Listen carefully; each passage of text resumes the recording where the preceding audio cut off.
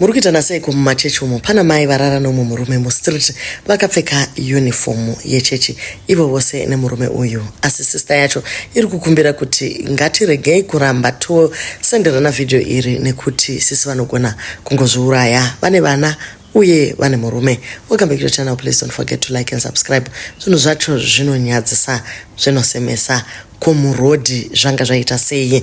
Vamwe vari kuti musati maita zvinhu zvakasviba kudai kuma musina kufunga here kuti mune vana kana kuti mune murume. So nyaya yakaitika ku South Africa, uniform yakapfekwa inoratidza kuti one of the sect yeMaziyoni.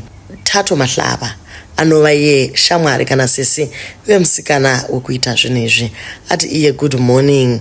The girl you see on this trending video is my big sister, and I would like to apologize on her behalf. She's not someone who goes around doing such things in public. She was under the influence of something. As we speak, she's at the hospital fighting for upenyu wake. Because this video really affected her self-esteem badly. I don't think she'll ever heal from this. Can you please stop sharing video and make fun of it, because my sister is a married woman. You are putting a marriage in jeopardy. Thank you. It could be you one day. The woman is married. Her husband is embarrassed too. How will she face the rest of the family and the in-laws? Maybe some haven't seen it, so don't share about it. Please, ndakumbira. But zvakaoma. So vatanga vachire zvana zvavo vari mustreet ndokubva vazongoenda pane rimwe window ndokubva vatongobvisa hembe dzavo umwe ndokutokotama imomo mustreet uniform yangu kwidziridzwa yabhudhi vaya ndokungodzikisiwa. Chii chakadaro?